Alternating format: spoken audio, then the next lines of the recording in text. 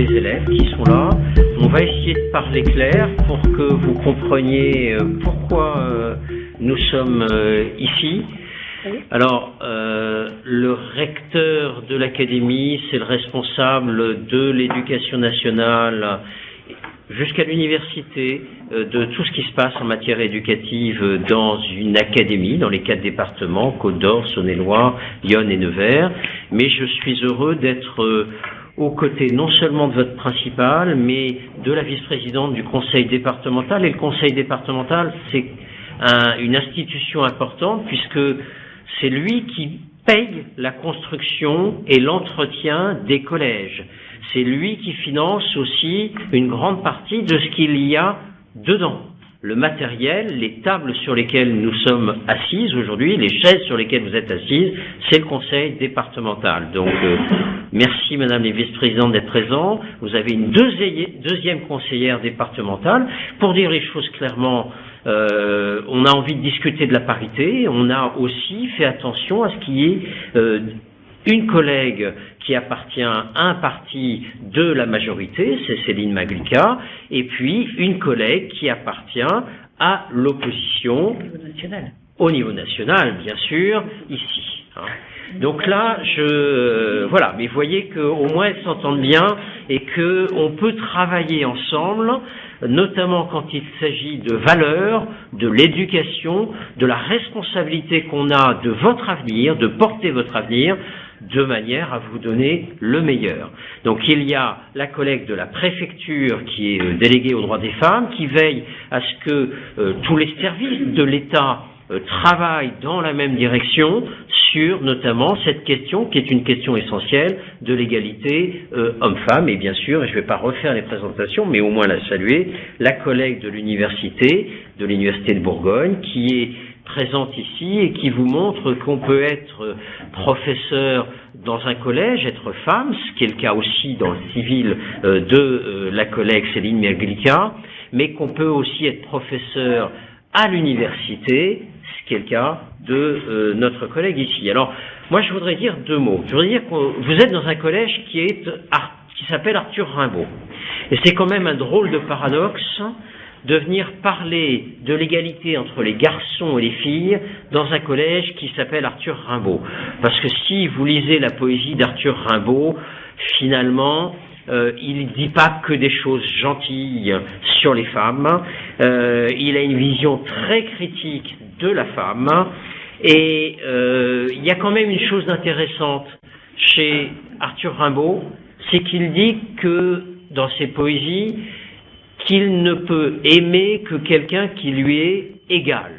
Et ça, c'est vraiment quelque chose de très fort dans sa relation qu'il a eue avec ses partenaires amoureux. C'était de dire, moi j'ai besoin d'être amoureux de quelqu'un qui est égal à moi. Et je pense que c'est quelque chose d'important pour vous de vous dire que il est important qu'on travaille ensemble cette égalité. Et j'étais avant-hier à Chagny. Chagny, c'est une autre ville au bout de la Côte d'Or. C'est en Saône-et-Loire, mais c'est vraiment de l'autre côté de la frontière du département, dans un collège qui s'appelle Louise Michel.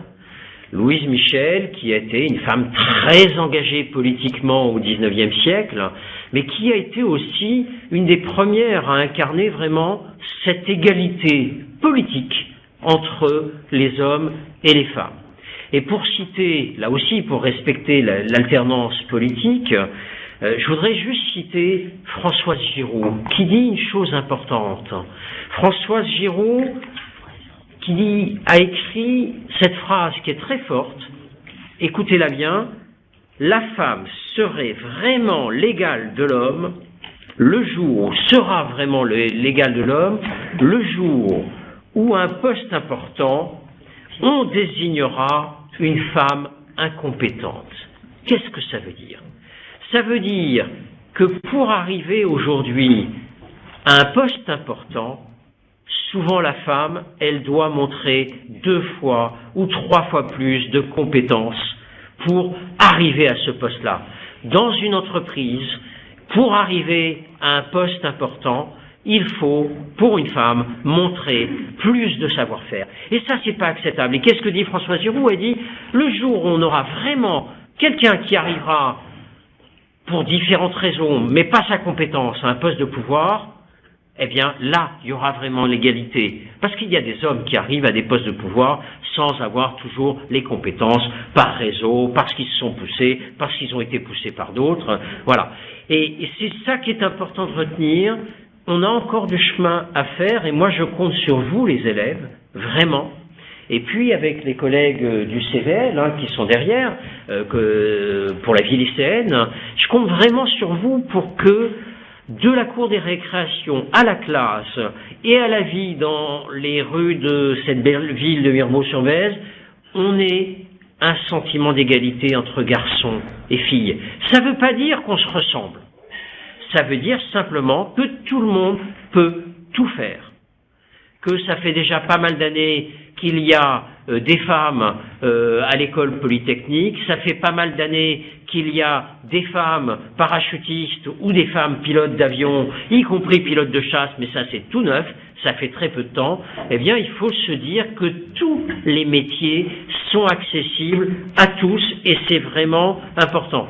Et c'est pour ça que moi je suis là avec vous pour essayer de discuter de cette parité homme-femme, parce qu'on voit bien, par exemple, aujourd'hui, que dans des professions comme la mienne, recteur d'académie. Alors, c'est pas tout à fait une profession, parce que, voilà, on est nommé tous les mercredis en conseil des ministres, et puis si on fait une bêtise, ça va plus vite qu'un conseil de discipline. Le mercredi suivant, on retourne à ce qu'on faisait avant.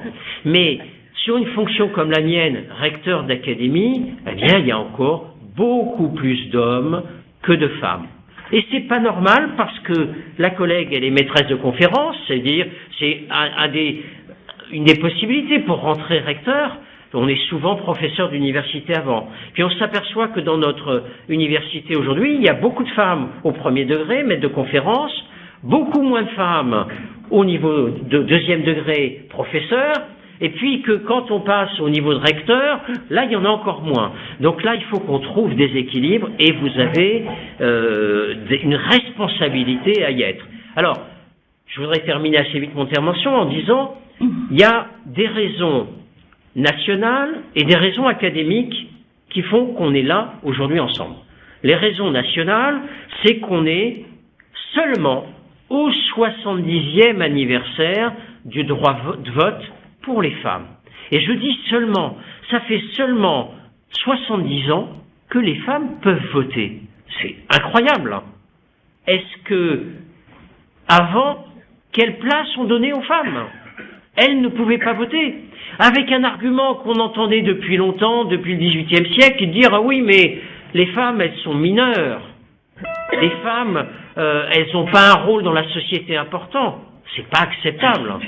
Et donc, premier élément pour lequel nous sommes là, célébrer ce 70e anniversaire du vote des femmes, dont on sait aujourd'hui qu'il a un vote déterminant et que ça pose plus de problème, heureusement, à personne, que les hommes et les femmes votent.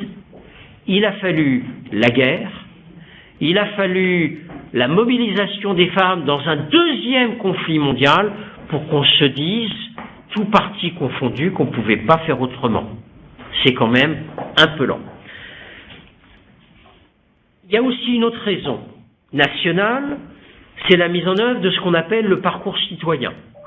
Vous savez, on va vous parler progressivement de l'éducation morale et civique pour que tous vous réfléchissiez à quelle place vous avez dans la société. Qu'est-ce qui fait qu'aujourd'hui vous êtes à l'école et que vous ne payez pas cette école? Qu'est-ce qui fait qu'aujourd'hui, quelle que soit votre couleur de peau, on vous doit la même instruction? Qu'est-ce qui fait qu'aujourd'hui, le conseil départemental décide que le transport scolaire, c'est gratuit, par exemple? Il y a plein de choses comme ça qui vous apparaissent comme évidentes, mais qui ne sont pas si simples que ça. Il y a plein de pays où il faut payer pour aller à l'école. Il y a plein de pays où si on doit faire 20 km à pied pour aller à l'école, on fait 20 km à pied ou on ne va pas à l'école. Donc là, qu'est-ce qui fait qu'il y a des règles ensemble, qu'on n'a pas le droit de se battre dans les cours de récréation, qu'on n'a pas le droit de diffamer les autres, de dire des choses contraires au vivre ensemble? Eh bien, c'est ça aussi qu'on crée cette année au niveau national, ce parcours citoyen. C'est bien de connaître les institutions du pays dans lequel on vit, c'est encore mieux de réfléchir ensemble pourquoi il faut ces règles-là et comment on les a construites, pourquoi on vit ensemble au collège. Je voudrais vous dire que le goût de la citoyenneté, vous êtes déjà des citoyens. Et on est là avec 2 élus du conseil départemental. J'étais la semaine dernière dans la salle des conseils, dans la salle de réunion des conseillers départementaux, et le président du conseil départemental, il discutait pas avec des enfants, il discutait avec des apprentis citoyens, des gens qui apprennent à être citoyens. Et vous, au collège, vous devez apprendre à être citoyen, comprendre cela. Les règles, elles existent pour qu'on vive bien ensemble. Et on a bien vu qu'après les attentats du 11 janvier, le vivre ensemble en France, il était quand même un peu compliqué et qu'il fallait, comme c'est écrit en grand sur votre collège, expliquer liberté, égalité, fraternité. Qu'est-ce que ça veut dire? Je voudrais vous dire aussi que on est dans ces semaines de l'engagement lycéen, et les semaines de l'engagement lycéen ou de l'engagement collégien, ça a du sens. Ici, vous participez à des actions humanitaires. J'ai vu plein d'affiches dans les escaliers sur Madagascar. Donnez 1 euro pour nos correspondants à Madagascar. Ben voilà, c'est ça l'engagement. Savoir s'engager, savoir à quoi on sert dans la société, savoir quel service on donne aux autres, et ça passe par le respect mutuel. Et je peux vous dire comme recteur que moi j'espère bien rester comme recteur dans cette académie jusqu'au jour où l'université, et là je rebondis sur la présence de notre collègue, dira l'engagement citoyen, il est obligatoire dans l'enseignement supérieur et qu'on ne peut pas avoir sa licence sans avoir donné quelque chose aux enfants, aux malades, aux vieillards, ou à d'autres institutions qui font qu'on aide les gens avec qui on vit. Alors je voudrais vous dire aussi qu'au niveau académique, ça a du sens qu'on se rencontre aujourd'hui. Au niveau académique, parce que l'égalité entre hommes et femmes, l'égalité des chances, c'est pour ça que je travaille. Sinon, je ferais un autre métier. J'étais professeur à l'université. J'étais après directeur adjoint au CNRS, le Centre national de la recherche scientifique.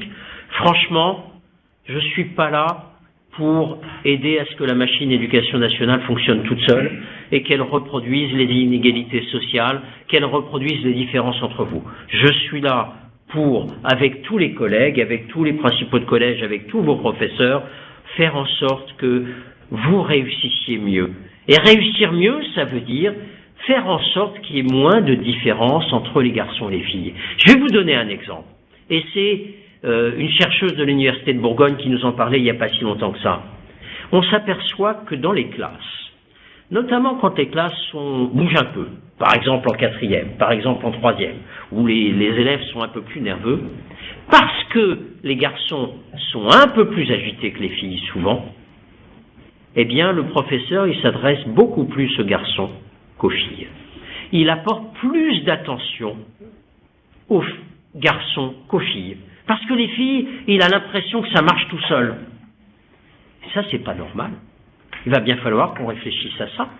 Il faut qu'on donne autant de temps aux garçons qu'aux filles. Et ça a été prouvé, on a chronométré dans plein de classes le temps de parole des professeurs vis-à-vis des garçons et vis-à-vis des filles. En Côte d'Or, je peux vous dire que le résultat, c'est que parce que les garçons sont un peu plus nerveux en 4e et en 3e, parce que voilà, les hormones, l'adolescence fait qu'un garçon a tendance à plus s'exprimer, mais aussi parce que on lui dit, allez, c'est les bagarres, au départ, c'est plus les garçons que les filles. Bon, moi je veux pas de bagarre nulle part, mais je voudrais qu'il y ait un peu plus d'égalité partout, et ça, c'est pas réel aujourd'hui, c'est pas si simple. Alors, c'est pour ça que j'ai souhaité écrire une circulaire c'est un texte qui réglemente les choses, pour dire que au collège, en Bourgogne, donc en Côte d'Or, il fallait que vous ayez une égalité dans la représentation des élèves. C'est-à-dire que quand vous allez élire vos délégués de classe, eh bien moi je souhaite que ce soit des binômes, garçons-filles. Il n'y a pas de raison que dans les élections, pour les grands, pour les adultes, on oblige à la parité, comme c'était le cas pour les élections départementales, et comme c'est le cas pour un certain nombre d'élections, notamment européennes, et puis que vous puissiez faire n'importe quoi sans respecter cette égalité entre filles et garçons. Et au collège, il n'y a pas de raison. Donc là, à vos principaux, à vos professeurs de gérer ça, mais ça me semble totalement indispensable que, aussi bien en 6e qu'en 3e, il y ait des garçons et des filles. Parce que ce dont on s'aperçoit aujourd'hui, c'est que justement, quand les élèves de 4e ou 3e, les garçons la ramènent un petit peu plus, pour parler familièrement, eh bien, il y a plus de délégués garçons que de filles. Pas normal. Il faut vraiment qu'il y ait cette égalité. Je voudrais dire aussi que cette année, c'est important, et c'est pour ça que je suis là avec vous, on va créer des conseils de la vie collégienne. Et qu'il faut que ça marche. À quoi ça sert? C'est de se dire que vous allez participer à ce qui se passe un peu plus dans votre collège. Bien sûr que les professeurs, ils sont là pour vous faire cours. Mais à chaque fois que vous interviendrez en cours, pour construire le cours avec vos professeurs, à chaque fois que vous direz, mais finalement cet espace vert il sert à rien, et puis ce mur-là il est moche, on pourrait peut-être faire quelque chose. À chaque fois que vous prendrez en main en disant, mais regardez ce qu'on met dans les poubelles à la cantine qui est du ressort du département, on peut peut-être faire quelque chose pour mieux partager et faire en sorte qu'il y ait moins de choses dans les poubelles. Eh bien, à chaque fois que vous aurez ce regard-là, y compris vis-à-vis de vos familles, parfois, puisqu'il y a des parents d'élèves qui sont derrière moi, quand vous direz à votre père ou à votre mère, bon, écoute, le robinet qui coule pendant que je me brosse les dents, c'est bon, peut-être qu'on peut l'arrêter au début, le remettre à la fin, et voilà, que vous aurez ces réflexes qui sont des réflexes de partage, des réflexes de citoyenneté ou d'éco-citoyenneté, pour l'exemple que j'ai donné à la fin, eh bien, vous allez participer à la dynamique collective qui fait qu'on va mieux vivre ensemble demain. Je voudrais parler aussi des clubs académiques des élus, que les CVL vont monter, et j'espère que ça va donner quelque chose, c'est important. Je voudrais vous dire aussi que la citoyenneté dont j'ai beaucoup parlé, je voudrais qu'elle soit exemplaire en Côte d'Or. Moi, je trouve qu'on a beaucoup de chance dans cette région de Bourgogne, parce que, et là je me tourne vers les élus, on a vraiment partout des élus républicains. On a des élus qui respectent les valeurs de la République, qui savent ce que ça veut dire que accompagner les jeunes vers le vivre ensemble. Et pour moi, et c'est un ministre qui le disait il n'y a pas longtemps, qui le rappelait selon les paroles d'un autre ministre, peu importe, mais l'école doit être le cœur battant de la citoyenneté. C'est là c'est pas à 18 ans, quand vous avez le droit de vote, que vous devenez citoyen. C'est dans les classes, à l'école, au collège. Quand quelqu'un, y compris sur du harcèlement, va voir la CPE, va voir votre principal, va voir le professeur en disant « Écoutez, je pense que vous l'avez pas vu, mais moi je pense que dans ma classe, il y a quelque chose qui se passe pas bien. » Quand vous communiquez comme ça, pas pour dénoncer, pour faire en sorte que ça aille mieux, eh bien vous participez à la citoyenneté du collège, et c'est ça dont on a besoin. Il y a quelque chose à laquelle je tiens beaucoup, mais vos professeurs vous en parleront, notamment les profs de PS que j'ai rencontrés tout à l'heure dans la salle des professeurs, c'est les ambassadeurs du sport scolaire. Je souhaite que, par le sport, vous appreniez aussi le vivre ensemble. Et ce n'est pas par hasard que l'UNSS, vous savez ce que c'est que l'UNSS pour ceux qui font du sport le mercredi après-midi, et il faut qu'il y en ait de plus en plus, eh bien, à l'UNSS, on me disait, oh oui, les ambassadeurs du sport scolaire, on va vous mettre des arbitres. Ah, j'ai dit non, pas que des arbitres, pas que. Parce que les arbitres, c'est bien, c'est eux qui font en sorte que quand on joue en équipe, on se tape pas dessus, on respecte des règles. Mais je souhaite que, à tous les niveaux du sport scolaire, on ait des ambassadeurs qui s'appellent du sport scolaire, mais qui soient des ambassadeurs du fait qu'on vit bien ensemble, qu'on travaille bien ensemble et que c'est essentiel. Je voudrais pour conclure que vous avez de la chance ici. Vous dire que vous avez de la chance. Vous êtes dans un collège où vous avez des équipes investies, des équipes motivées, des équipes qui ont plein de projets. Les équipes, ce sont vos professeurs, avec la principale, avec les CPE, avec les assistants d'éducation. C'est un tout, avec les dames, souvent les dames, de la cantine aussi, etc. Là aussi, il faudra que ça change. Pourquoi on parle toujours d'infirmiers? Pourquoi on parle on parle toujours d'infirmières? Il y a des professions qui n'ont que du masculin ou que des féminins.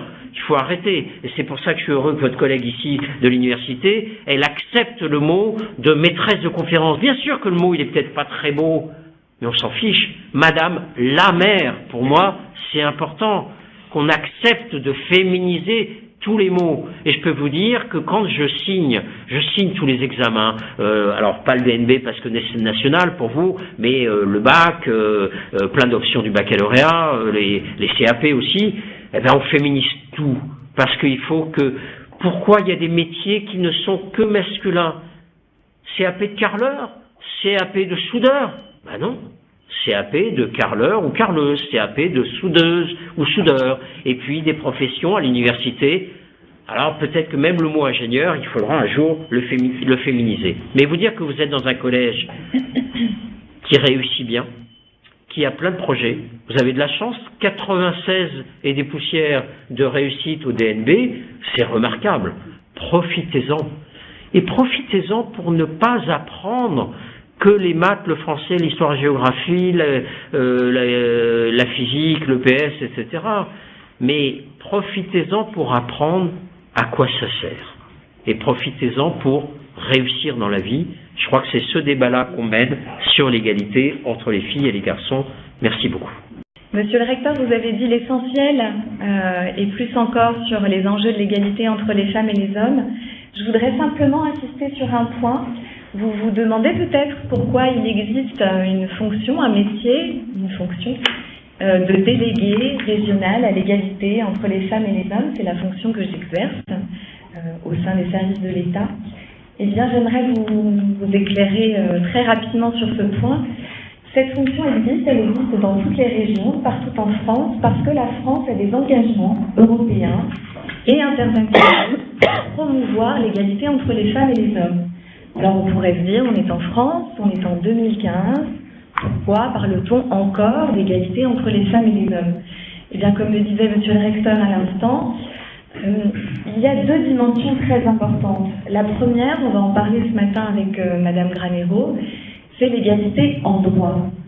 Alors là, ces droits civils, ces droits politiques, les femmes les ont conquis relativement récemment, on va en reparler, 70 ans pour le droit de vote.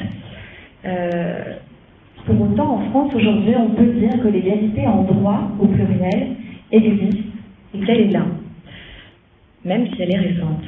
En revanche, il y a une deuxième composante à l'égalité, c'est l'égalité des chances. Parce que dans nos textes, dans nos manières de vivre, dans nos habitudes, il persiste un certain nombre de choses qui font que, en réalité, les femmes et les hommes n'accèdent pas tout à fait aux mêmes responsabilités. Les femmes et les hommes ont des modes de vie différents qui ont des conséquences sur leur choix, sur leur confiance en soi, sur leur manière de prendre des décisions. Deux chiffres. Le premier, vous l'avez sans doute entendu, une femme qui travaille aujourd'hui en moyenne, quand on regarde l'ensemble des femmes et des hommes qui travaillent en France, en moyenne, les femmes gagnent 27% de moins que les hommes. Aucune raison à cela, si ce n'est que les femmes sont plus souvent sur des métiers à temps partiel, elles n'ont pas forcément choisi. Les femmes occupent des métiers, on en a parlé là aussi, aujourd'hui, qui sont trop peu souvent mixtes, dans lesquels elles sont très nombreuses, des métiers du soin, du santé, du social, de l'éducation, et pas de chance, des métiers dans lesquels il y a plus souvent du temps partiel et dans lesquels il y a un petit peu moins de progression carrière, donc des salaires moins élevés. Or, les femmes peuvent accéder à tous les métiers comme les hommes peuvent accéder à tous les métiers. Et peut-être que dans nos têtes encore, dans la tête de nos familles, dans nos têtes d'élèves, quand on fait des choix d'orientation, peut-être qu'on est encore un peu influencé par des idées toutes faites sur ce que peut faire ou ce que doit faire une femme ou un homme. ça, il faut le faire progresser. C'est pour ça qu'on a ces échanges aujourd'hui et cette réflexion ensemble. Deux chiffres, je vous disais tout à l'heure. Le second chiffre, quand on fait des enquêtes très sérieuses, c'est l'INSEE qui produit ces chiffres-là, sur la répartition des tâches dans la vie domestique, familiale, à la maison, entre les femmes et les hommes. On se rend compte qu'encore aujourd'hui, dans un couple qui travaille, ou un père et une mère qui travaillent avec des enfants, eh bien madame, elle a 18 heures de plus que monsieur par semaine, oui, je vous vois aussi les sourcils, consacrée à la vie de la maison, les enfants, les sorties, les devoirs, la cuisine, etc. Ce ne sont pas des petites choses de la vie quotidienne, parce que ça a des conséquences très importantes sur la manière dont les femmes, dont les mères vont se projeter sur des décisions.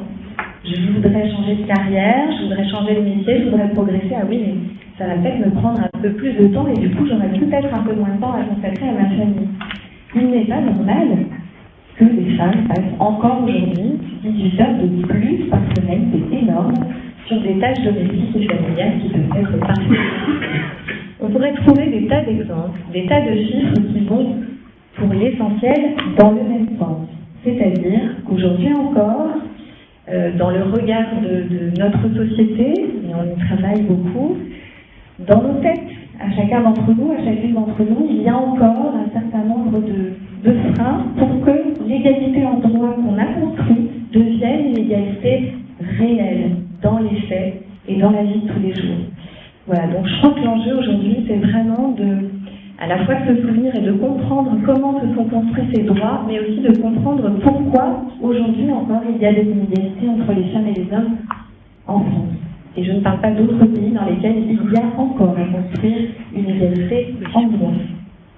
Voilà, en tout cas merci à toutes et tous, et je constate avec plaisir que dans la salle il y a, je pense, une belle parité entre les filles et les garçons délégués de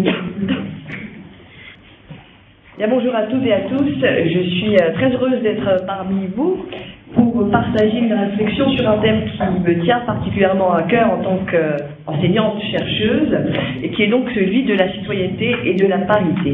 Alors pour faciliter la compréhension de cet exposé, vous pourrez suivre à l'aide du PowerPoint ici quelques-unes de ces idées fortes et je m'excuse, je vais essayer de ne pas trop vous ennuyer.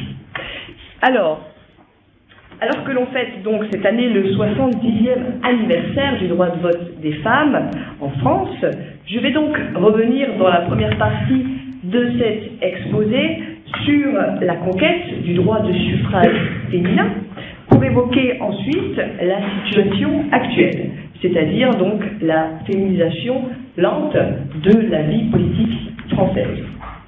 Et commençons tout d'abord par une petite chronologie dans l'accès du droit de vote des femmes en France. Alors j'ai choisi 10 dates qui sont autant d'étapes dans l'accès de ce droit de vote pour les femmes. On commence donc en septembre 1791, Olympe de Gouges publie et rédige la Déclaration des droits des femmes avec son célèbre article 10. La femme a le droit de monter à l'échafaud, elle doit également donc avoir celui de monter à la tribune.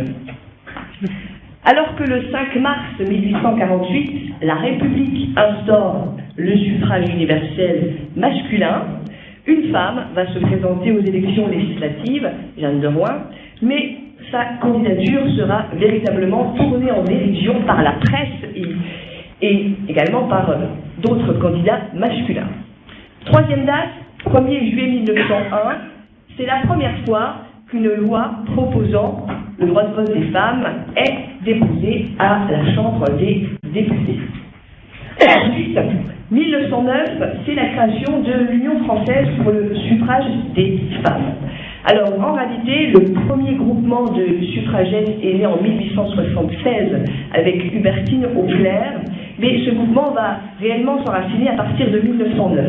Alors, les suffragettes, c'est un surnom qu'on a donné aux militantes anglaises qui revendiquaient le droit de vote des femmes. En 1916, quatrième proposition de loi, c'est la proposition de loi Barès, le suffrage des morts. Donc cette loi, elle vise à permettre aux veuves et aux mères de soldats tués pendant la guerre de voter. Ensuite, 1919, c'est la cinquième proposition de loi, et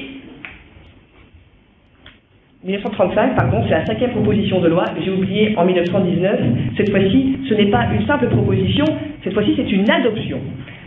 La Chambre va adopter le droit de vote des femmes avec 329 voix pour et 95 contre. En 1935, la Chambre des députés va se prononcer une cinquième fois pour le vote des femmes, mais le Sénat refuse toujours, malgré l'interpellation de Miss Weiss et de certaines suffragettes qui vont offrir des chaussettes aux sénateurs en leur disant « Ne vous inquiétez pas, messieurs les sénateurs, même si vous nous accordez le droit de vote, vos chaussettes seront toujours raccommodées. » Date importante, 1936, le gouvernement de Front populaire de Léon Blum va nommer 3 femmes sous-secrétaires d'État. La même année, la Chambre des députés va se prononcer pour la 6e fois en faveur du vote des femmes, avec cette fois-ci 495 voix pour et aucune voix contre. Malheureusement, le Sénat refuse toujours d'inscrire ce texte à l'ordre du jour. Pendant la guerre, le général de Gaulle va prendre position sur cette question du droit de vote des femmes et va dire que le régime nouveau devra comporter une représentation élue par tous les hommes et par toutes les femmes de chez nous. Et finalement, l'article 17 de l'ordonnance du 21 avril 1944 portant organisation des pouvoirs publics de la France, donc voilà, vous avez l'ordonnance, va accorder le droit de vote et d'éligibilité aux femmes dans les mêmes conditions que les hommes.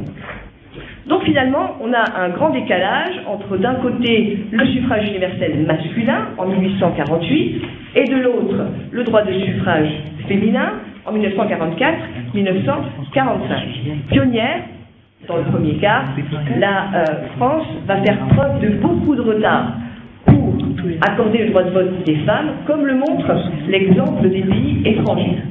Donc on voit ici que c'est en 1869 que l'État du Wyoming, donc qui est un État des États-Unis d'Amérique, va accorder le droit de vote aux femmes.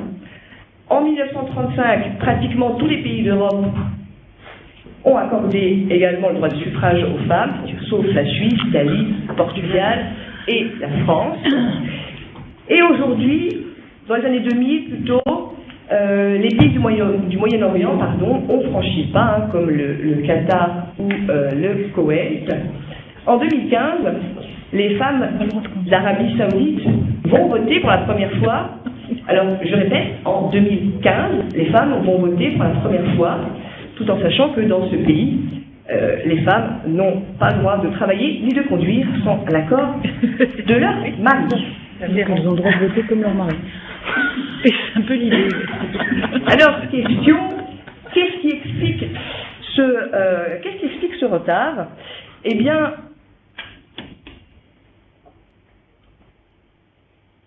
qu'est-ce qui explique ce retard? Donc, les arguments des députés et des sénateurs qui étaient donc hostiles au droit de vote des femmes montrent 3 raisons essentielles. Alors, tout d'abord, les parlementaires... Pardon, je croyais que vous vouliez dire quelque chose. Ah non, non. Tout d'abord, donc, les parlementaires étaient hostiles au droit de vote des femmes parce que, selon eux, la femme devait avoir son rôle au sein de la société, c'est-à-dire s'occuper du foyer et des enfants. Donc là, vous avez des arguments contre le droit de vote des femmes. Ensuite, seconde raison, les femmes, selon certains députés et surtout sénateurs, étaient inférieures aux hommes et n'avaient pas la capacité pour voter, et encore moins, bien sûr, pour avoir des responsabilités politiques. Et enfin, pour certains hommes, le vote des femmes conduisait à instaurer une sorte de rivalité malsaine entre l'homme et la femme, et pouvait même conduire à dépouiller l'homme de sa puissance. Donc, voilà pour ce qui est de la conquête du droit de vote des femmes en France. Passons donc maintenant à la seconde partie de cet exposé. Alors, malgré l'obtention du droit de vote et d'éligibilité, la féminisation de la vie politique française a été longue, comme le montrent deux exemples. En 1945, l'Assemblée constituante est composée simplement de 5,6% de femmes. En 1993, soit presque 50 ans plus tard, l'Assemblée nationale ne compte que 5,9% de femmes. Donc en presque 50 ans, on a une avancée de 0,3%. Extraordinaire. La situation devenant donc intenable, la marche vers la parité va commencer, elle a été impulsée, cette marche vers la parité, par le droit international et le droit européen. Alors, précisément, c'est en 1992 que le premier sommet des communautés européennes, Femmes au pouvoir, qui s'est donc tenu à Athènes, va conduire à l'adoption d'une charte de la parité qui est signée pour la France par Édith Cresson et Simone Veil. En France, le chemin vers la parité va être l'œuvre d'une alliance entre le monde associatif, intellectuel et universitaire. Par exemple, en 1993 est publiée une tribune dans le journal Le Monde sous le nom de Manifeste des 577, donc c'est le nombre des députés qui siègent à l'Assemblée nationale. Cette tribune est signée par des intellectuels hommes et femmes, et ceux-ci vont réclamer la parité pour les élections locales et nationales.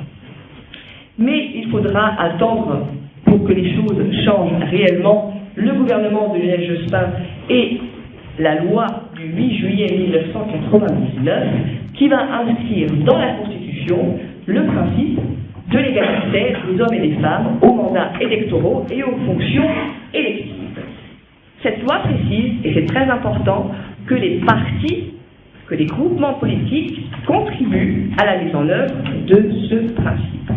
Donc, on inscrit, à partir de cette date, dans la norme suprême, dans la loi des lois, dans la Constitution, cet objectif de parité. À partir de là, de nombreuses lois de parité vont permettre d'améliorer la condition féminine dans la vie politique française, même si de nombreux progrès restent à faire. Aujourd'hui, la mise en œuvre de la parité peut être appréciée selon deux aspects. D'abord d'un point de vue quantitatif et d'une manière qualitative. Alors, si on commence par l'approche quantitative, donc c'est-à-dire objectif 50-50, autant d'hommes que de femmes. Au niveau local, les lois de parité vont, en 2000, 2003, 2007 et 2013, imposer que dans les communes, dans les régions, les conseils municipaux donc et les conseils régionaux soient composés de manière paritaire. Donc dans ces conseils, il y a autant d'hommes que de femmes. Pourtant, encore en 2013, certains parlementaires, certains députés, certains sénateurs et même certains élus locaux ont émis des réserves en disant qu'il s'agissait en fait d'une marche forcée vers la parité qui était selon eux incompatible avec l'idée de démocratie locale. Alors plus simplement, pour eux, c'est déjà très difficile de trouver dans des petites communes, dans des communes rurales, des candidats hommes qui souhaitent s'investir dans des mandats locaux, pour être maire, pour être conseiller municipal. Alors, comment trouver des candidats hommes ? Eh bien, un député, ou plutôt une députée, va répondre que lorsqu'on est réellement décidé à en chercher, on trouve des femmes compétentes qui souhaitent s'investir dans des mandats électoraux, bien sûr. Pour les élections départementales, c'est pareil, depuis 2014, dans chaque canton est élu un binôme composé d'un homme et d'une femme. Donc, dans les instances locales, la parité, d'un point de vue quantitatif, semble être atteinte. Ce n'est pas le cas pour nos assemblées nationales. Par exemple, à l'Assemblée nationale, aujourd'hui, un quart des députés sont des femmes, seulement. Et alors, le mauvais élève, c'est le Sénat, puisque au Sénat, il y a 77 femmes sur 348. Donc, là, on est loin d'avoir atteint la parité d'un point de vue quantitatif. Maintenant, je vais terminer très rapidement sur la parité d'un point de vue qualitatif, avec deux exemples. Vous savez que les régions sont dirigées par un exécutif. C'est le président de région. En France, on compte 26 présidents de région. Donc vous avez deviné, il n'y a pas 13 présidents de région hommes, il n'y a pas 13 présidents de région femmes. Alors il n'y a pas non plus 10 présidents de région femmes, il n'y a pas non plus 8, il n'y a pas non plus 6, il y en a 2. 2 présidents de région femmes, en Guadeloupe et en Franche-Comté. Alors avant, il y avait Ségolène Royal, mais depuis qu'elle est entrée au gouvernement, elle n'est plus donc présidente de la région Poitou-Charentes. Et enfin, dernier exemple qui montre bien que des progrès restent à faire pour ce qui est de la parité d'un point de vue qualitatif, c'est le domaine d'action. Puisque bien souvent, si on regarde de plus près, les femmes, lorsqu'elles sont élues, restent cantonnées à des commissions qu'on dit féminines. Donc généralement, elles s'occupent toujours des commissions sociales, culturelles, de l'éducation, alors que les hommes, eux, on leur attribue toujours des commissions plus masculines qui ont un peu plus de prestige, comme les finances, ou l'économie, ou la sûreté. Voilà, donc des progrès restent à faire encore pour ce qui est de la parité d'un point de vue qualitatif. Je vous remercie pour votre attention. Je suis engagée depuis longtemps, j'allais dire, et à votre âge, déjà, effectivement, je me suis présentée en 6e pour être déléguée de classe, j'ai été élue, et donc mon engagement citoyen commence sans doute là. Je me souviens aussi avoir, à l'époque, participé à l'association SOS Racisme lançait à cette époque-là une main jaune qui s'est marquée « Touche pas à mon pote ». Et je me revois encore chez moi en train de découper mes petites mains jaunes et de coller des épingles dessus pour les vendre au collège lors d'une porte ouverte et pour ramener des sous pour cette association qui luttait déjà contre les discriminations, et on a encore besoin de lutter contre les discriminations d'ailleurs dans notre pays. Et puis je crois que ça vient de ma famille, de mes parents sans doute, une grande liberté d'expression à la maison, beaucoup de dialogue, on a toujours eu le droit de s'exprimer, enfant comme adulte, et je crois que ça donne envie aussi de s'engager sur les questions de société, de développer un point de vue, et je me suis après engagée, après avoir fait mes études et passé les concours, puisque par ailleurs je suis effectivement professeur de français, je me suis engagée dans la vie associative. Tout d'abord, j'étais présidente d'association pendant longtemps. Je me suis occupée d'animer la vie dans un quartier de Dijon. Et puis dans la vie politique, dans la vie syndicale, je me suis engagée très vite, en fait. Et je suis militante depuis très longtemps dans ces différents domaines associatifs, syndicaux et politiques. Et puis après, moi, je dois, j'allais dire, ma place d'élu à un homme, comme quoi il faut savoir reconnaître aussi, bien sûr, la place des hommes, parce qu'être féministe et défendre les droits des femmes, c'est pas être contre les hommes, c'est marcher main dans la main ensemble. Et moi, c'est le député, maintenant il est député, Laurent Grand-Guillaume, qui à l'époque, quand il est devenu conseiller général, puisque François Rebsamen était élu sénateur, il a fait le choix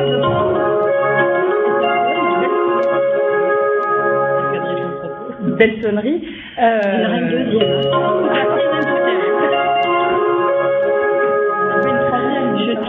ne sais pas, mais c'est d'accord. Ah, mais voilà, comme quoi l'expression jamais 203 est bien respectée au collège Arthur Rimbaud. Et donc Laurent Grand-Guillaume a fait le choix à ce moment-là, quand il s'est présenté à l'élection au Conseil général à l'époque, de prendre comme remplaçante une femme, ce qui est notable parce que ça n'était absolument pas imposé à l'époque et que beaucoup d'hommes faisaient le choix d'avoir comme binôme, j'allais dire, un homme. Donc ça faisait un homme. Laurent Grandguillaume n'a pas fait ce choix, ce qui m'a permis, moi, de le remplacer à ce moment-là au Conseil général. Et puis je me suis représentée à l'élection au Conseil départemental l'année dernière et donc j'ai été élue avec un binôme homme. Donc voilà, je pense avoir à peu près répondu sur le parcours. On n'a pas copié avec Céline, mais effectivement, moi aussi j'étais déléguée de classe pendant mes 4 ans de collège, parce que je pense qu'effectivement, on ne vient pas en politique par hasard, même si on n'a pas forcément toujours cet objectif-là inscrit dès le départ dans son parcours. Mais quelque part, on essaye d'avoir de la cohérence dans sa vie. C'est des choix qui, petit à petit, vous amènent à déterminer de quelle façon vous allez vous engager. Alors, moi, j'étais infirmière. Alors, je suis navrée, je réponds au classique des femmes. Infirmière, voilà. Donc, j'étais infirmière au Bocage et puis mon mari s'est installé à Sœurs, c'est une petite commune dans le sud de la Côte d'Or. Et comme nous avons eu notre 3e enfant, j'ai arrêté de travailler. Mais je voulais aussi, comment dirais-je, m'intégrer dans cette nouvelle cité, trouver ma place, puisque c'était un nouveau lieu de vie.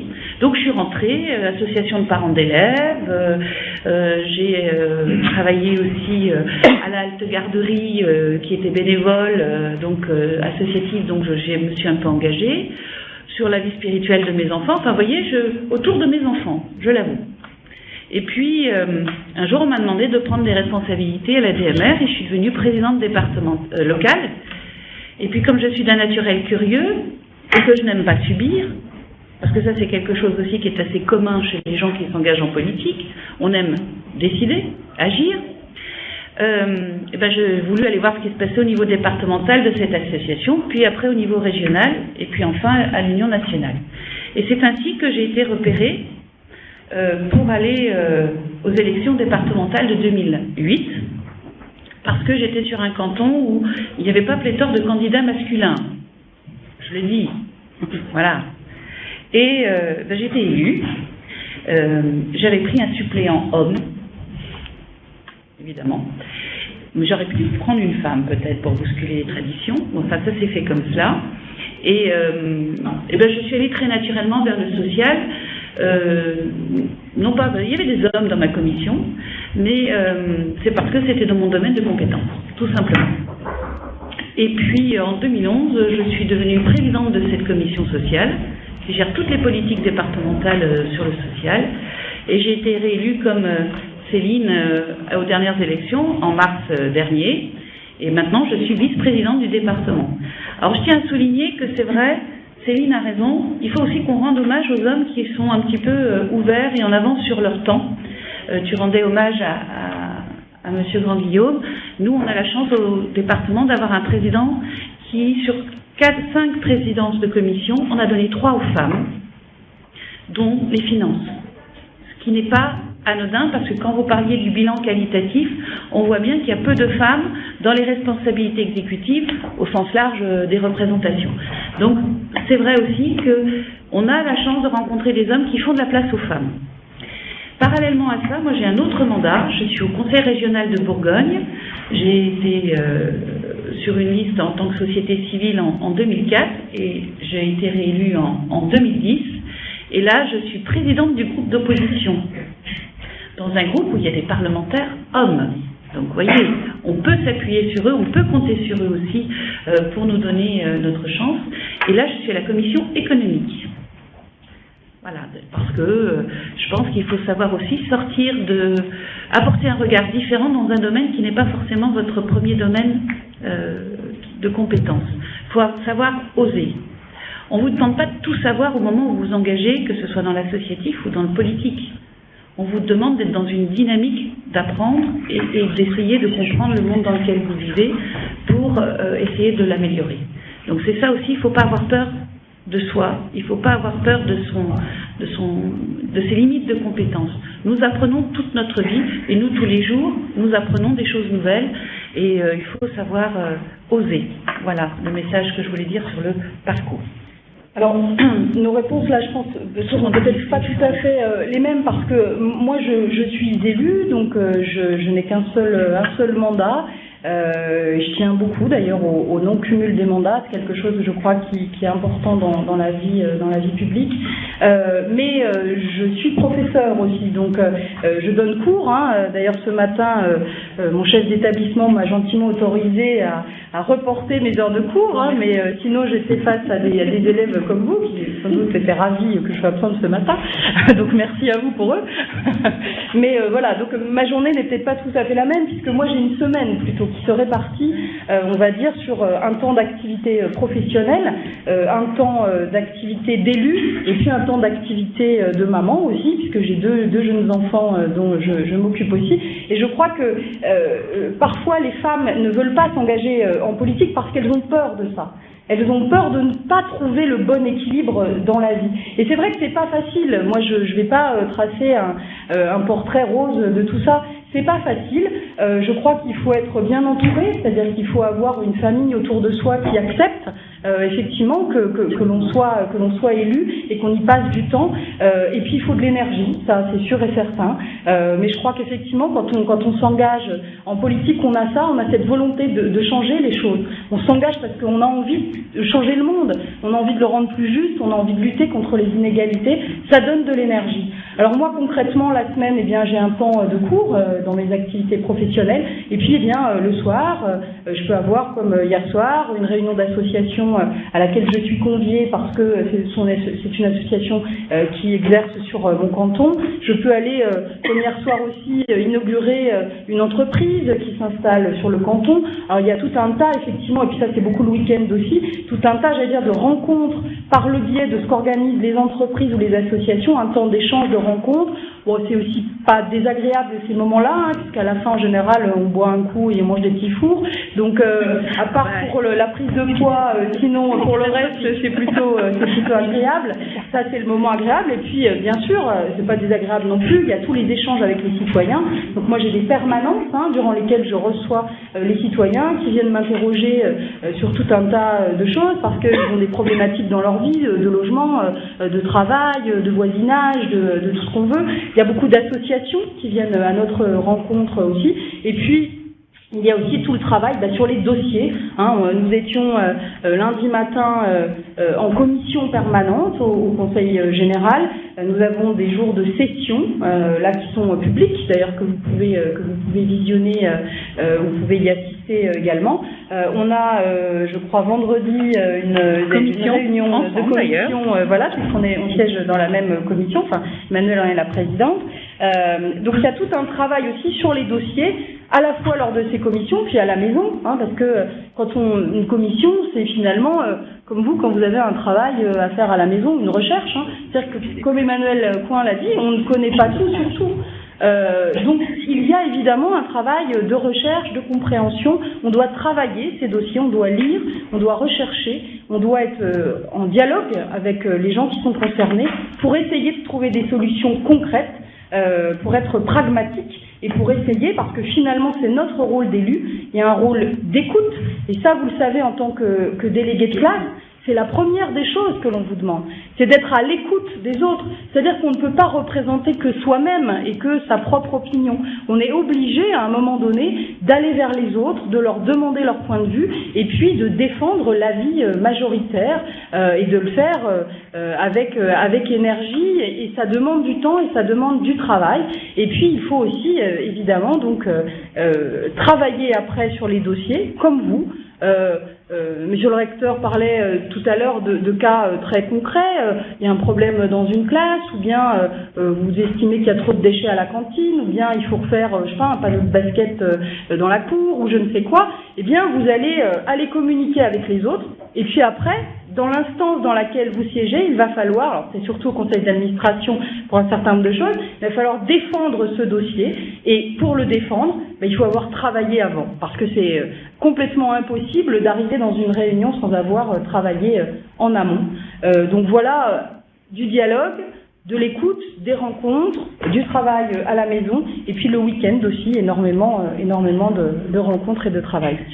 Je dirais surtout qu'on pourra peut-être avancer sur le statut la place de la femme dans la vie politique en travaillant sur le statut de l'élu.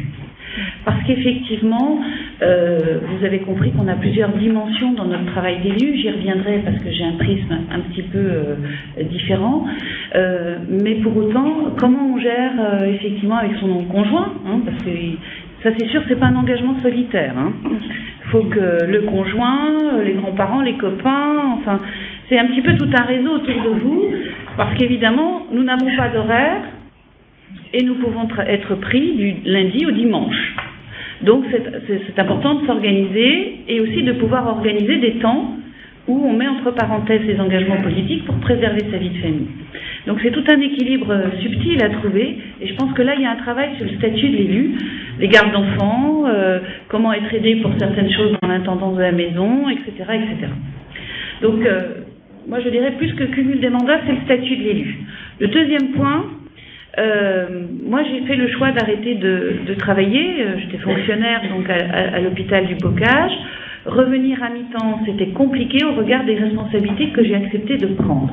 Donc c'est là où on rejoint le statut de l'élu, c'est-à-dire comment mettre entre parenthèses sa vie professionnelle pour pouvoir s'engager et respecter surtout l'engagement que nous avons pris face à nos électeurs, ou même ceux qui ne nous ont pas élus, mais ceux qu'on représente en tout cas, puisqu'on est élu par une partie de la population, mais on la représente dans sa totalité. Donc effectivement, le travail de l'élu, c'est beaucoup de rencontres. Les partenaires, les associations, les autres élus, c'est beaucoup de entendre, comme tu le disais, accueillir ce que les gens nous font remonter. Le travail de dossier, je dirais que c'est la partie visible la partie invisible de l'iceberg, parce qu'effectivement, c'est les 2/3 de notre temps de travail, c'est-à-dire appréhender le dossier, s'informer, rencontrer, éclairer sa décision, parce que le grand challenge, quand on est engagé, c'est faire preuve de discernement. On a toujours peur de se tromper quand on est élu, parce que nous sommes dans une démocratie représentative, que nous parlons au nom de tous, et si on ne veut pas être réduit au plus petit dénominateur commun, eh bien on prend des risques, de façon à pouvoir avoir une réponse la plus pertinente possible aux problématiques qui nous sont soulevées. Moi aussi, je fais une permanence hebdomadaire dans mon canton, de façon à sans rendez-vous, parce que l'élu, curieusement, parfois la population change de regard à partir du moment où vous êtes élu, et certains ne se donnent plus le droit ou se sentent plus à l'aise pour venir vous voir. Quand vous étiez responsable associatif, ça ne posait pas de problème. Vous devenez élu, ça peut être problématique pour certains. Donc c'est à nous d'organiser des lieux où la parole peut se libérer, et où aller carrément chez les gens, parce qu'ils vous reçoivent sur leur territoire. Moi je vais beaucoup chez les gens, ils vous reçoivent chez eux, et donc là ils sont en position de plus grande confiance pour établir le lien. Et puis le travail de session, c'est vraiment un temps très court, et c'est vraiment la partie visible de l'iceberg pour le coup, parce que tout s'est fait avant. Tout, bien entendu, c'est travaillé en amont, même si elles ont du sens, puisqu'on a des débats plus ou moins courtois, plus ou moins vifs, plus ou moins en fonction des sujets. Mais je crois qu'il ne faut pas le voir comme quelque chose en disant ils se disputent, etc. Non, c'est bien, parce que c'est ça la démocratie. C'est défendre nos visions, les confronter. Après, c'est la loi de la majorité qui bien sûr s'applique, mais pour autant c'est important. Je le sais parce que je suis dans l'opposition dans une autre assemblée, et je trouve que c'est important de nourrir le débat de façon à ce que la réflexion avance. Maintenant, j'aimerais que vous, les élèves, vous puissiez poser les questions et profiter de la présence de toutes ces personnes pour vous, pour poser les questions qui vous tiennent à cœur par rapport à ce qui a été évoqué, par rapport à ce qui vous concerne en tant que délégué. On n'est pas loin des élections des délégués de classe. Vous en avez peut-être déjà entendu parler. Je sais à quel point vous êtes tous investis, puisqu'ici vous avez tous les élèves se sont engagés ou dans la médiation par les pairs, ou dans le prochain CBC, ou en tant que délégué. Donc n'hésitez pas, posez vos questions et intervenez si vous le souhaitez. Est-ce que quelqu'un veut se lancer, prendre la parole? Je m'appelle Maxime Moussard, j'ai 14 ans et je suis en 3e. Je pratique le judo depuis mes 4 ans et depuis 4 mois l'équitation. Depuis la 6e, je suis déléguée de classe et depuis 1 an, je suis conseillère départementale junior. J'ai souhaité être déléguée pour représenter mes camarades et être investie dans l'établissement. À la suite de mon année de 3e, je souhaite poursuivre mes études au lycée Eiffel en seconde sciences de l'ingénieur option aéronautique, pour ensuite devenir pilote d'avion de chasse dans l'armée de l'air. Beaucoup de personnes pensent que c'est un métier réservé aux hommes, mais je prouverai le contraire, comme entre autres le commandant Caroline Aigle, première femme pilote de chasse dans un escadron de combat dans l'armée de l'air. Je souhaiterais aussi intégrer la patrouille de France. Il y a effectivement, sur les droits des femmes, il y a encore beaucoup de choses à faire. On a besoin de vous pour ça. Vraiment, on a besoin des garçons comme des filles. On parlait tout à l'heure de la féminisation des noms de métiers.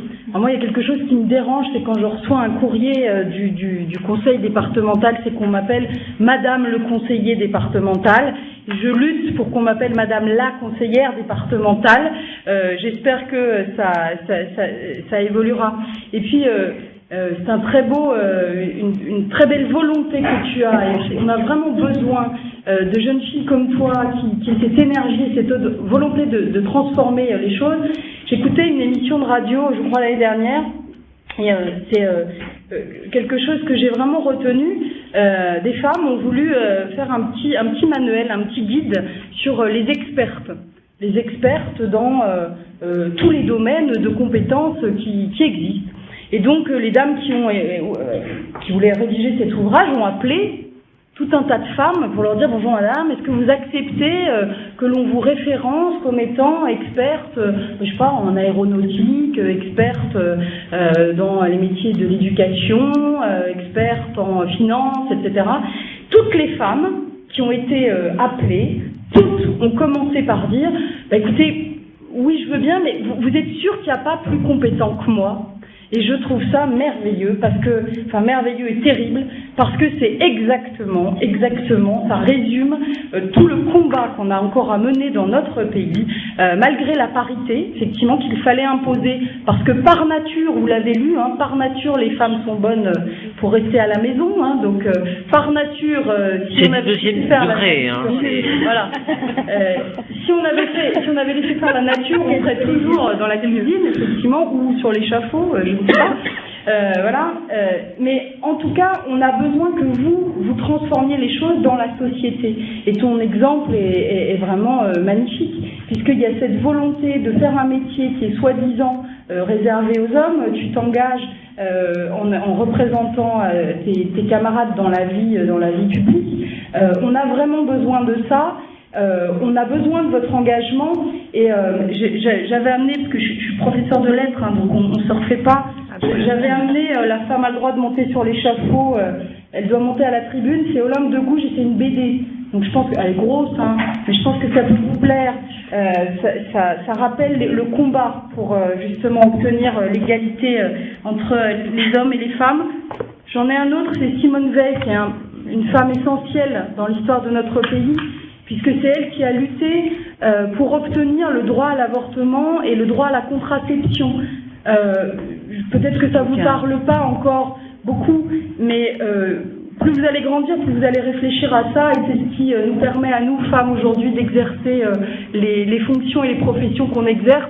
Parce que si on ne peut pas choisir d'avoir ou non des enfants, eh bien on ne peut pas choisir d'exercer son activité. Donc Simone Veil, une grande dame, quand vous serez en 3e, vous étudierez peut-être, parce que elle raconte son expérience, sa jeunesse au temps de la Shoah. C'est dans le cadre de l'autobiographie, le programme de 3e. Puis le dernier personnage, c'est Antigone. Et je pense à ça parce que tu me fais penser à ça. Antigone, c'est un personnage féminin merveilleux, qui est engagé et qui décide de s'engager pour son idéal, alors qu'on peut ou non contester, ça peu importe. Mais elle a une phrase très belle, Antigone: tout de suite, et que ce soit entier, ou alors je refuse. Et voilà, tu es une petite Antigone, on a besoin de plein de petites Antigones dans notre société, donc merci à toi, et j'espère que tu vas susciter des vocations ici au collège de Mirebeau et partout ailleurs. Voilà. Pour susciter une réflexion, c'est sur la légitimité des femmes en politique. Parce que c'est vrai que la loi sur la parité nous a permis de progresser, mais vous l'avez dit, madame, dans les scrutins de liste. Dans les scrutins de liste. Dès qu'on passe dans les scrutins uninominaux, c'est-à-dire sur votre nom à vous, Là, c'est beaucoup plus compliqué d'exister en tant que femme. Et sachez que c'est certainement des choses qui ont été difficiles aussi dans les parcours des femmes élues, c'est que quand on est élu parce qu'on est membre d'une liste, il faut aller la chercher, sa légitimité. Parce que vous êtes là, parce que vous êtes une femme. C'est ça le premier réflexe. C'est pas, vous êtes là parce que vous êtes compétente, parce que vous représentez un territoire, ou etc. Donc c'est quelque chose qui va se chercher avec les dents, enfin très simplement, ça va se chercher avec le travail. Il faut jouer un peu des coudes, mais on y arrive. Et puis la deuxième chose, c'est qu'à un moment donné, il faut se lancer sur son nom. Comme tu as parlé, tu as dit « je ». Oui, il y a un moment donné, il faut passer par le « je ». Excusez-moi messieurs, même si vous pouvez nous aider à vivre ce « je », mais c'est vrai que c'est, Céline, tu le confirmeras sans doute, c'est à partir du moment où on est élu sur son nom à soi qu'on gagne notre légitimité, qu'il faut conforter bien sûr par du travail. Et je rejoins ce que disait monsieur le recteur, il faut beaucoup travailler pour pouvoir exister quand on est une femme en politique. Couper court à tous les préjugés, tout ce qui se dit, une femme elle réussit parce qu'elle est là, parce qu'elle c'est la parité, elle est là parce qu'elle est jolie, oui on ne se demande pas à un homme s'il est beau ou pas beau, mais une femme oui, etc. etc. Tous ces clichés, il faut leur tordre le cou, et c'est à travers aussi le « je », même s'il se construit avec le « nous », que vous pourrez construire cette légitimité des femmes dans des postes à responsabilité. Chacun d'entre vous a envie d'être délégué au CBC ou a envie de faire la médiation. Moi, j'aimerais bien que vous disiez pourquoi vous vous engagez. Sadio, tu ne veux pas intervenir? Fidèle, David, Romain, Justin? Il y a bien quelqu'un qui va nous dire pourquoi vous avez fait ce choix de vouloir rentrer dans le CBC. Vous allez bientôt être élu, justement, peut-être. Donc j'aimerais bien que l'un d'entre vous me dise pourquoi il a souhaité être médiateur, ou alors pourquoi il souhaite être délégué de classe. J'imagine que certains y réfléchissent déjà. Donc n'hésitez pas, expliquez-nous comment vous voyez les choses. Je suis candidat aux élections de délégués et j'ai été médiateur. D'accord. Alors pourquoi Pourquoi es-tu candidat et pourquoi es-tu médiateur? Qu'est-ce que c'est que médiateur? Parce que je suis pas sûre que tout le monde sache ce que c'est. C'est régler les problèmes entre gens de notre âge, donc avec les adultes. Les petits conflits, disons. Et j'ai choisi d'être médiateur pour aider les autres. Et délégué de classe, tes motivations?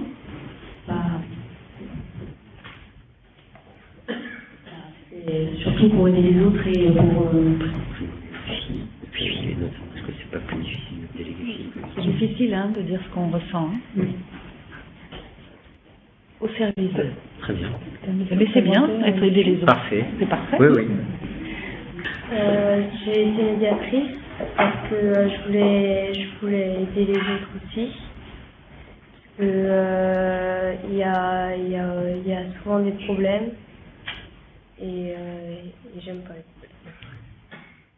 Est-ce que tu es délégué de classe? Est-ce que tu as été délégué de classe?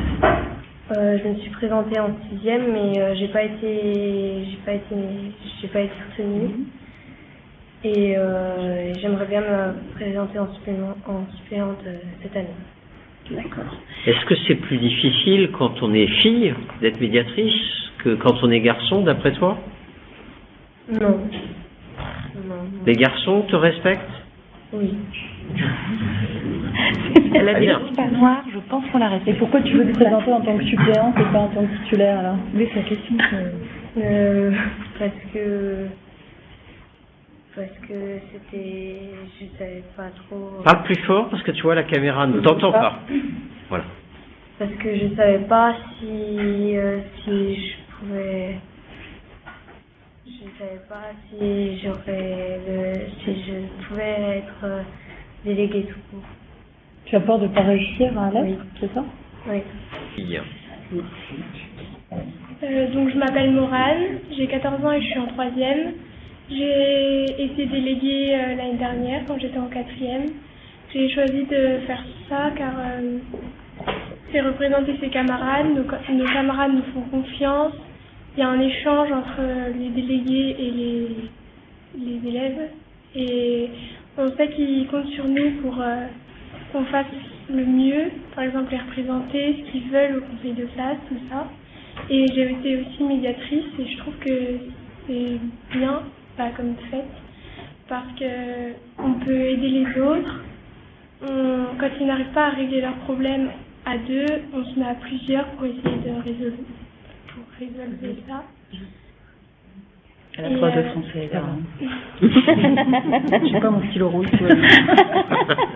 Et je trouve que c'est bien que le collège soit engagé dans... Ne pensez pas que ça coûte simplement de s'engager.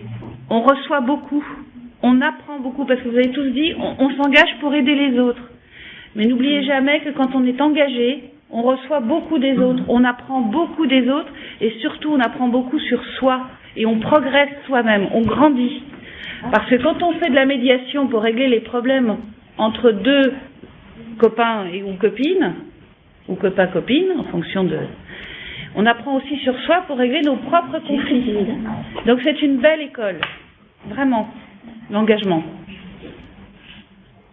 Alors moi je m'appelle Lucas Métro, je suis au lycée Gustave Eiffel de Dijon, en classe préparatoire ENS Cachan cette année. Donc j'ai passé mes 3 ans de lycée au lycée Eiffel. Et j'ai choisi de m'engager pour mes camarades, un peu comme vous allez le faire au sein de votre collège, mais sauf que c'est au lycée. Au lycée, vous aurez aussi la possibilité de vous engager pour les autres. Et je l'ai fait au conseil de vie lycéenne. Donc dans tous les lycées publics de France, il y a des conseils de vie lycéenne où le proviseur doit consulter, c'est une dizaine d'élèves, sur toutes les thématiques propres à l'établissement, donc la vie à la cantine, la vie à l'internat, quel projet éducatif mener dans le lycée pour que le lycée puisse avoir de meilleurs résultats, pour qu'on ait de meilleures conditions d'apprentissage dans l'établissement, de meilleures conditions de vie également. On organise des choses ludiques, comme par exemple des carnavals, des balles de fin d'année, donc des petites soirées sympathiques, mais aussi des projets éducatifs de tutorat entre pairs, c'est-à-dire des élèves qui aident d'autres élèves dans les matières où ils sont plus à l'aise, et ils aident des élèves un peu plus en difficulté dans ces matières-là.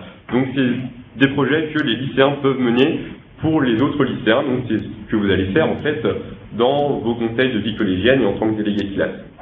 Donc je vais laisser la parole à Margot, juste à côté de moi, car Bonjour à tous, donc moi je me présente, je m'appelle Margot Rabra, je suis au lycée Montchapelle Dijon en terminale. Donc moi je voulais prendre la parole pour inciter justement tout le monde à faire partie du CVT et du CVN, car c'est important d'avoir différents points de vue qui soient féminins ou masculins.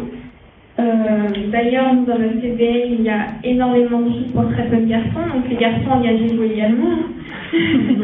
Oui, sauf que le représentant au niveau national, pour l'instant, ça a toujours été de l'académie, ça a toujours été un garçon. C'est-à-dire que vous êtes beaucoup de filles, mais finalement, celui qui est désigné collectivement, c'est quand même un garçon. Donc, il faut aller jusqu'au bout. Mais allez-y. Oui, je voudrais juste rajouter que c'est important de faire des projets après dans votre collège ou dans votre lycée pour se sentir bien et pouvoir avancer sereinement. Et je pense que c'est Merci. Bonjour à tous, moi c'est Gaspard Levallois, je suis en prépa économique je suis en prépa économique au lycée de Carnot à Dijon. J'étais lycéen, comme vous le saurez bientôt. Si, parce que pour la visio, le micro est indispensable. Ok, c'est sûr. Voilà. Du coup, j'étais lycéen, et puis je me suis engagé au CVL. Alors ce sera l'équivalent de votre CVC, du coup, l'année prochaine. Conseil de la vie collégienne. C'est la vie lycéenne, du coup. Et puis, moi j'avais pour but de faire bouger le lycée, un peu comme Lucas vous a présenté, et Margot aussi. L'idée on a fait plusieurs actions de solidarité, entre guillemets, parce que il y a quelque chose qui nous tenait beaucoup à cœur, c'était l'égalité entre tout le monde. Et puis,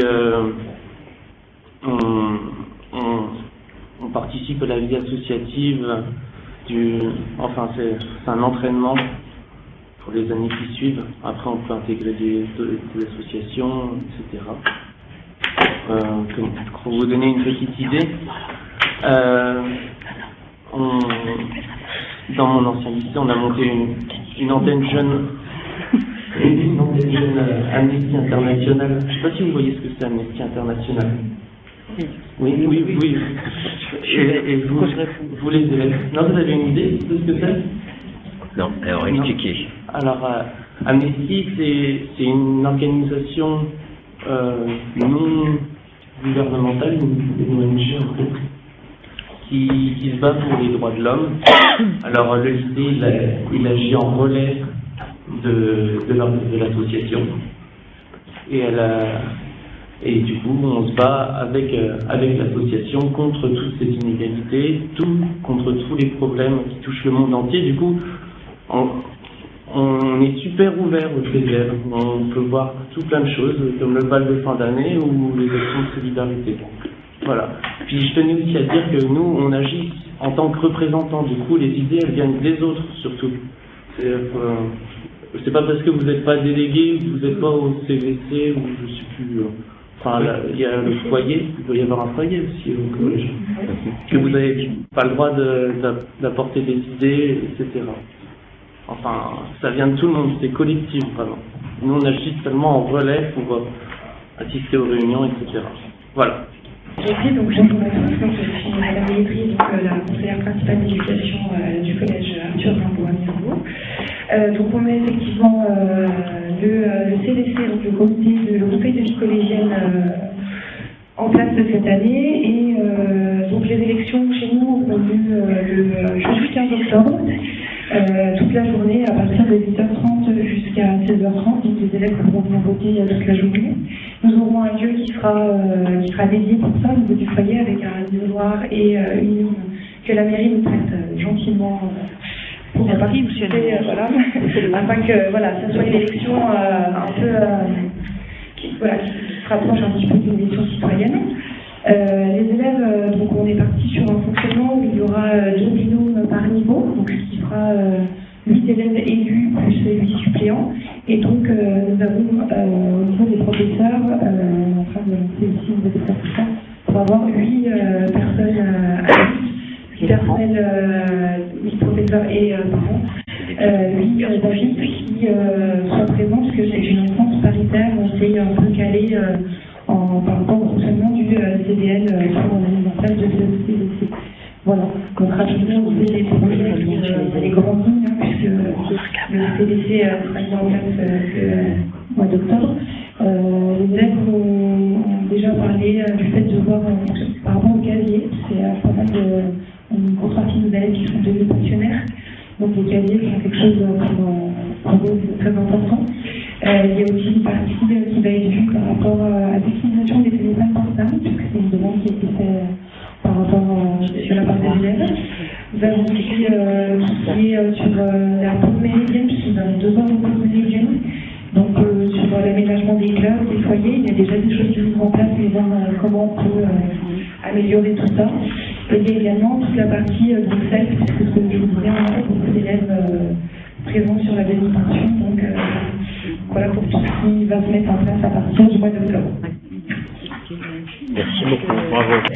Entre le but et le reste, voilà. Moi, juste, je voudrais conclure, et je pense qu'Emmanuel Coin sera d'accord avec moi pour dire que les droits des femmes ne sont jamais acquis. Donc on a besoin de vous, on a besoin que ces droits perdurent et que l'égalité réelle, telle que ça a été dit tout à l'heure, existe réellement dans notre pays. C'est vous l'avenir de notre pays, et ça commence par des petits cailloux dans toutes les communes de notre beau pays. Donc allez-y les filles, les garçons, engagez-vous et luttez pour que l'égalité réelle entre les hommes et les femmes, ça existe vraiment dans notre pays. Remercier les élèves parce qu'ils ont été attentifs, patients, et remercier les élèves avec leurs professeurs parce qu'il y a plein de projets et qu'il faut faire émerger ces conseils de la vie collégienne, ces ambassadeurs du sport scolaire, tout ce que vous mettez en place, c'est essentiel pour que vous soyez des citoyens encore plus actifs de demain et que l'égalité entre garçons et filles, elle soit vécue au collège comme lorsqu'on est adulte. Merci Monsieur le Recteur, merci Madame Coin, Madame Maglica, Madame Granero, Madame Zenou. Merci aussi à toutes les personnes qui se sont déplacées à l'occasion de cette table ronde. Monsieur Lenoir, président de la communauté de communes que je viens de voir. Mesdames, Messieurs les élus, je vois aussi Madame Simonet, mes collègues aussi du bassin avec lesquels on travaille ardemment. Madame Bordard, représentante de la gendarmerie, nos parents d'élèves, le responsable aussi du secteur jeune du Mirobellois, parce que je réalise vraiment que quand on regarde bien dans cette salle, on a un parfait échantillon de ce qu'est la communauté éducative. Toutes ces personnes qui sont réunies donc autour de vous et pour vous, pour faire de vous et travailler avec vous, à vous faire devenir les citoyens de demain. Donc merci vraiment à tous. Et puis comme on a un petit peu de temps, alors vous les enfants, vous en aurez peut-être hélas moins, mais par contre pour les adultes et les enfants qui auraient le temps, je vous invite vraiment très cordialement à aller dans la salle d'études ou en principe pour vous préparer ce petit moment de convivialité que nous aurons dit tout à l'heure. Voilà. Merci à tous en attendant.